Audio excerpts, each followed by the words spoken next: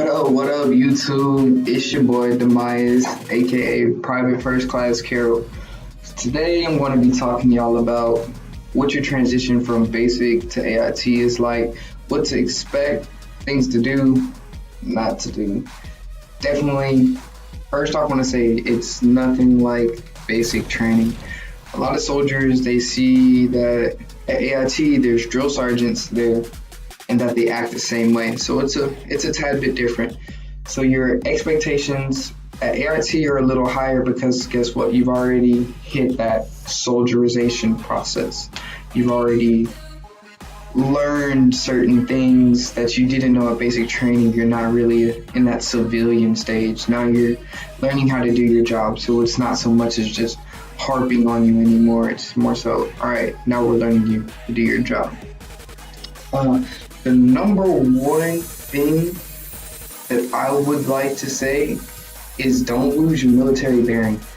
People will think that the drill sergeants at AIT are very lax, and they are. But at the same time, they're still drill sergeants, so they still will smoke you. So I see a lot of soldiers, whenever they're supposed to be talking to drill sergeants at parade res, they'll just talk with their hands and stuff. Yeah, that's a no-go. Don't do that. Maintain your military bearing. Another huge thing, people get really comfortable with their battle buddies. So take it easy on that, especially the soldiers that are single. It's called fraternization. I'm sure those of you that have been through basic training, you know what fraternization is. People are going to do it anyways. Definitely have some stories, seeing some of my fellow friends do it. Don't do it. It's not worth it. Trust me. Drill sergeants are pretty smart. I remember back in my old company, we had this thing called a fraternization pillow. Pretty retarded, I know. People who smashed at AIT would sign their name on a pillow, and the drill sergeants found it. It was pretty bad. Everybody got Article 15s that had their name on the pillow.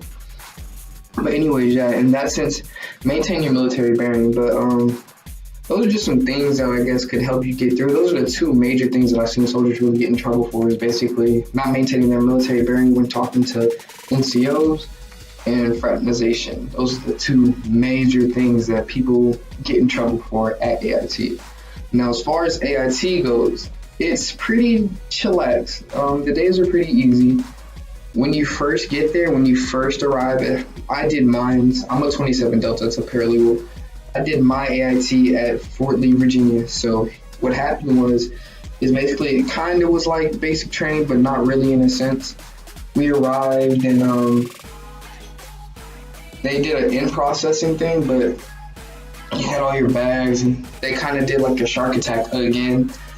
And so, yeah, in that sense, you're going to get smoked a little bit. They made me run like around the basketball court, then made me start over, run around the basketball court again. So I had to do that. That sucked. And then pretty much after that, it was chill. They take your package, do all your paperwork, and make you just chill and wait. Get on the bus, and then they take you to the company that you actually belong to according to your MOS. So then when you get to your company, I know how it was for me, is we were standing outside in the breezeway, and our drill sergeant came out about 20 minutes later. I remember I was the guy. I was kind of looking around to call at ease for our drill sergeant. She was like, "Why are you looking around?" So then, they did a shakedown. They made you dump all your stuff out. Yeah, they still do that. No, you can't have food at AIT in your barracks. That's a no-go. And no drinks, no vapes, all that good stuff that you really couldn't have at basic training. You still can't have it at AIT. Some companies do allow you to keep your cell phones. Some will take them, but typically you'll get them back after 3 or 4 weeks, especially depending on how long your training is. I can break it down so far as into ordnance is a little bit more chillax. So ordnance battalion, then you have your quartermaster battalion. Quartermaster's a little more strict, especially Juliet Company. I was a part of Juliet Company, but yeah. So in that sense, it's a little wishy-washy, but they take your stuff, you go in, basically do all your paperwork to in-process into your new company. But once you do all that good stuff, you'll basically sleep. Because it's going to take up about the whole day. All that's just going to take up one day. So then after that, you'll get your room. Okay, so the rooms. There's 3 people to a room. It's pretty big. Each one of you will have your own closet. There's one bathroom in the room. It's nothing super nice, but it's not trash either. So make sure you maintain your room. Um, as far as my roommates went, we didn't get to choose our roommates. It was we were all standing outside in the line. Whoever you were next to in the line, those are going to be your roommates. If you have problems with roommates, you can request that you get new roommates. Drill sergeants and AIT typically are lenient, so you can ask to get a new roommate. But try to like, you know what I'm saying, try not to be that person that asks for too much. So maybe if you just want to hold off, you know what I'm saying, it's not that bad, I promise you. Just get to know the people that you're with. And if it's just terribly that bad, then go ahead and ask. But anyways, so you'll get your rooms, you'll wake up in the morning, they'll give you a time. Oh, another thing at AIT that I didn't mention is drill sergeants don't wake you up in the morning. That is now your responsibility. So I would suggest whenever they take you to the PX, buy an alarm clock, buy an iPad, anything like that. Because you can't have electronics, you just can't have a phone. Anyways, buy something to wake you up, especially if you know you're bad at waking up. An alarm clock is definitely the way to go, is what I got. So you'll wake up the next morning, and depending if it's a weekend, they'll probably just have you do area beautification. If it's the week, they'll start doing more paperwork to get you ready to start going to class. So now here's what an actual day at AIT looks like. So for me, we would get up and have formation at 0520 for PT. We had a rule for our company, which was 15 minutes early to every formation. So we would be down in formation in 0505. It's kind of chill. You just go to the football field and you just, or correction, the PT field. You would just chill and wait there in formation. Then you will conduct PT for about an hour or so. You'll have your run days and you'll have your muscle failure days. Then you'll have days where you just do PT with your instructors, which is basically your teachers of your MLS. So you do that for about an hour and a half. Then you go upstairs. They'll dismiss you. Then you'll go upstairs. You'll have about, depending on how early they let you out for PT, you'll have about 30 to 45 minutes to take a shower, get all cleaned up and stuff.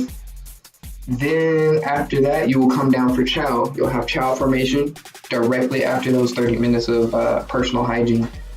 Come down, chow formation. You'll head to chow. You'll have, so at AIT, you get your full 15 minutes to eat. It's not like basic training where it's like they say you have 15 minutes, but you really only got 5. So at AIT, they're actually pretty good about making sure you get your whole 15 minutes to eat.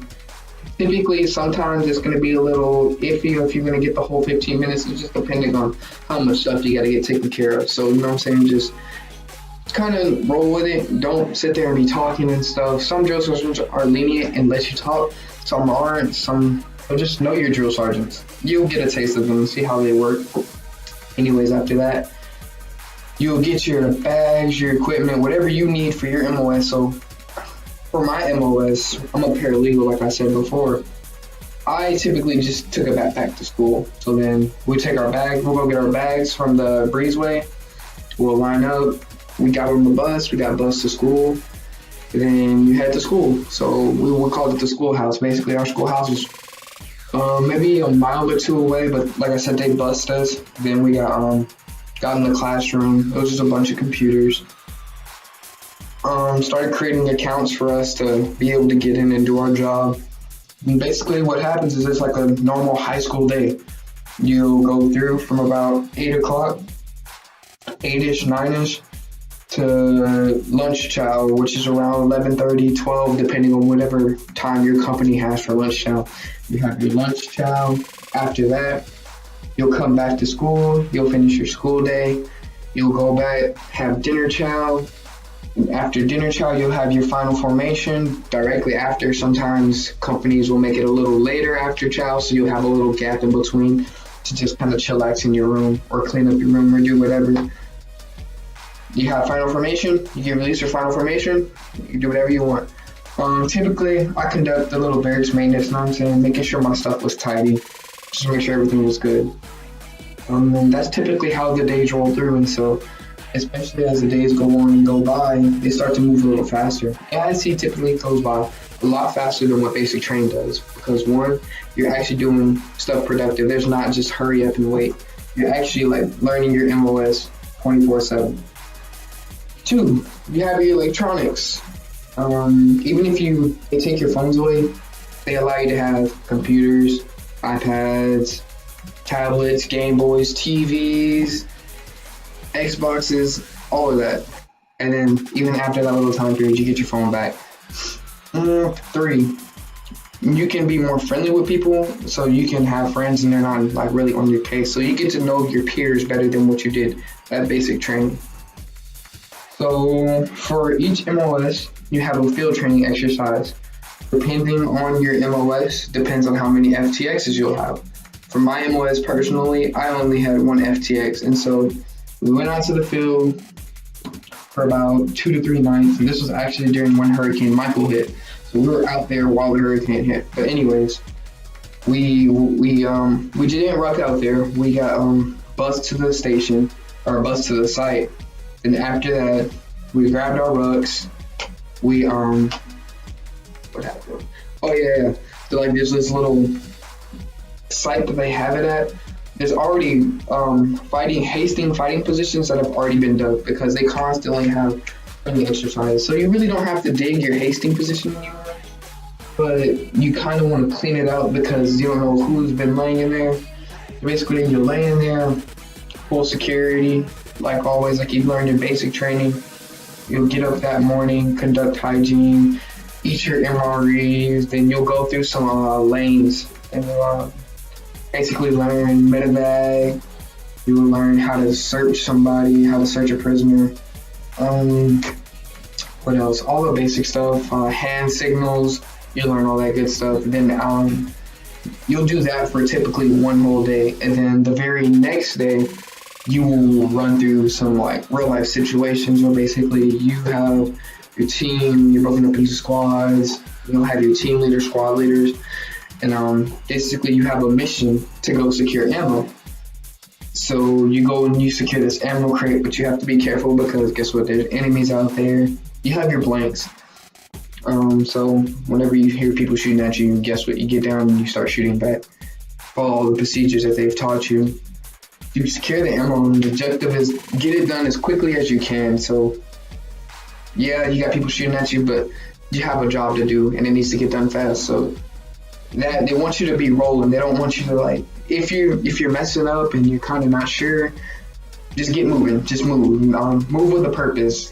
That's emphasized huge in the military is move with a purpose. So just make sure whenever you're doing that, you're moving with the purpose. But yeah, if you run through a whole bunch of lanes, it's about 4 or 5. They take quite a bit because you have to walk to your target or ruck to your target or whatever you want to call it. After that, you'll have that day done, and then the third day you will have your MOS actual training. So for us, paralegals, those are fellow 27 Deltas. What you're gonna do is you're gonna go to a building. You're gonna secure the building. They'll teach you how to secure a building. And there's gonna be a bunch of computers in there. And they're gonna break you up into different battalions. And so basically you'll have somebody on security, then you'll have a team doing claims. You'll have teams doing Article 15s, answering questions. Basically, they're just going to keep throwing paperwork at you. Paperwork. And it's going to be almost impossible to take care of all of it, but that's how hectic things can get overseas one time, and that's what the situation is supposed to simulate. But basically, it gets hectic, but you got to learn to manage it, and don't let it like overcloud your judgment and what you're going to do. So you have a team, just start knocking stuff out together. Knock out the easy stuff first, and then you can move on to what's more difficult. But that is what my FTX was like. Like I said, it's going to vary depending on your MOS. I know Foxtrots, 92 Foxtrots. I had some friends that were 92 Foxtrots. They said that they had to secure a vehicle of some sort, Humvee maybe, and had to fuel it up, something like that, something along those lines. So basically, you know what I'm saying? Just kind of think about what your MOS is, basically what your main job is, kind of amplify it.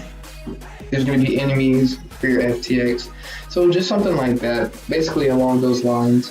It's actually not bad. It's not like basic training when you have like the Ford and stuff like that. It was actually pretty fun. So after your FTX, I mean, you give all your gear back to CIF.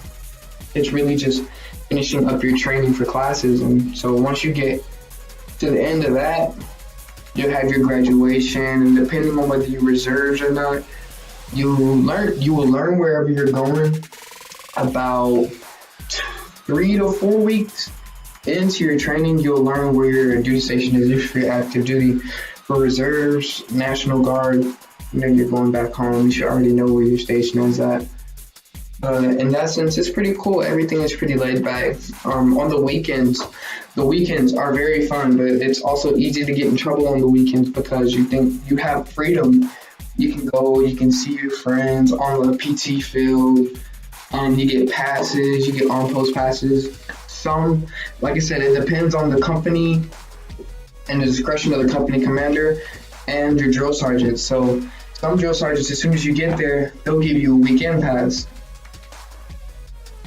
But that only means it's like, depending on, there's different passes. So there's an on-post pass, there's off-post passes. If your training is 11 weeks or shorter, you're more than likely only going to get one off-post pass, and that's your last weekend at AIT. Typically, the rest are going to be on-post passes, which basically means is you can go anywhere on post. You have a certain time limit, you got to be back, and that's about that. Off-post passes, for me, it was the same thing. I only had one off-post pass, but it worked basically the same as an on-post pass. You can go off-post anywhere. You just have to be back at a certain time to check in. But yeah, on the weekends, on Saturday, we typically conducted area beautification in the morning at like 8, finished at around 10. Then we had barracks inspections at 1200, and right after that, we went to chow. Chow was optional. If you didn't want to eat, you didn't have to. You had a pass, you can go eat wherever you wanted to. And then the drill sergeant would pretty much release you, and you'd have final formation around 1700. You would do that, then you come back and you would just chill. As far as Sunday went, you still have your religions early in the morning. So you would tell them that you want to go the night before. You would sign out on a little roster, and then you go about your business. Sundays typically wake up, for my company, it was at 09:45, so it was pretty chill and pretty relaxed. Didn't have to wake up early. You got to sleep in a lot later than what you did in basic training. So that's pretty much how the weekends work. That's how the weeks work. Sometimes you're gonna run into situations where you're not going to class because you have other stuff that you need to do, but it's very rare, very seldom. You'll have your dentist appointments still. You'll have a medical appointment. Basically, just do it to check up. But as far as everything else goes, that in abundance is what AIT is like. I hope I could have been help to you. You too. Stay breezy.